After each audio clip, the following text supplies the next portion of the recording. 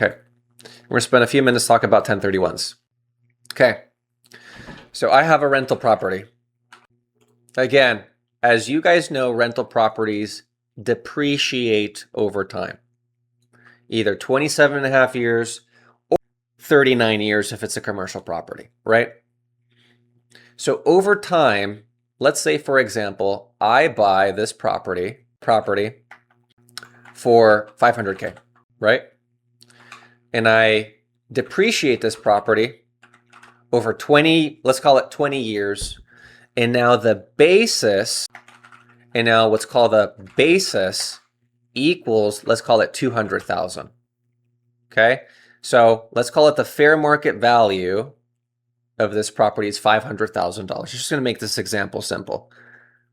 And my basis is $200,000, right, Randy?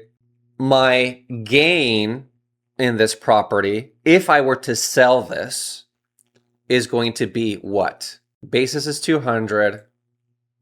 Let's call it I buy it, and the fair market value is 500K. What's my capital gain? 300,000. Perfect. So what a lot of people will do is say, well, shoot, my property is worth a lot. I bought this 10, 20 years ago, depreciated the heck out of it. So now my basis is very low. Now remember, basis is depreciation plus some improvements, right? So we have to account for that. But let's just say I have a 300K capital gain, and I'm like, shoot, I don't want to do this. Now, what a lot of people will do is they'll do a 1031 exchange. What that means is that I'm essentially just going to sell my rental property, and I'm going to buy a like kind or another property that is similar, okay? Have another rental property over here that I'm starting to look at, and I'm like, well, this rental property over here is in this neighborhood. It's making more money. It could be a little bit more profitable. So I'm going to sell this property, but I'm going to exchange it. Now, with 1031s, there's a bunch of rules. You have to identify a new property within 90 days. You have to complete the whole thing within 180 days. But all you're doing is selling this property, buying another property, and deferring the gain. So now your basis stays the same, and you do not capture the capital gain. 1031. So all you're doing, think of it kind of like this, guys. When you do a rollover with your IRA or your brokerage account, all you're doing is you're transferring that from one custodian to another custodian. Taxes stay the same. You keep the same basis, right, in those positions. Hopefully that answers your question. Okay.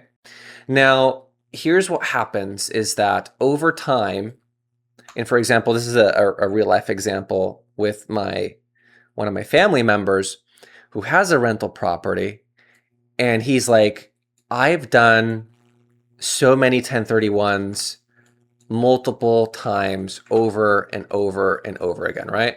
You can continue doing 1031s forever, potentially. And at some point, you just get sick and tired of owning a rental property and you want out. There's a type of product out there that's called an up-REIT. You guys can look into this. What an up-REIT is basically a big partnership. And what you're doing is you're saying, look, you're selling your rental property, right? You're liquidating out your property. You're going to give us, you're going to transfer that ownership over to this REIT in exchange for a small percentage ownership in this REIT. So you're exchanging in return for a percentage ownership of this up-REIT. So now you defer the gain, you don't have to capture it, and now you just own a percentage of this partnership. So it's a really good strategy for those that are tired of their rentals. They don't want to do 1031s. They don't want to sell it, and they want some sort of income. It's a good little strategy. Okay.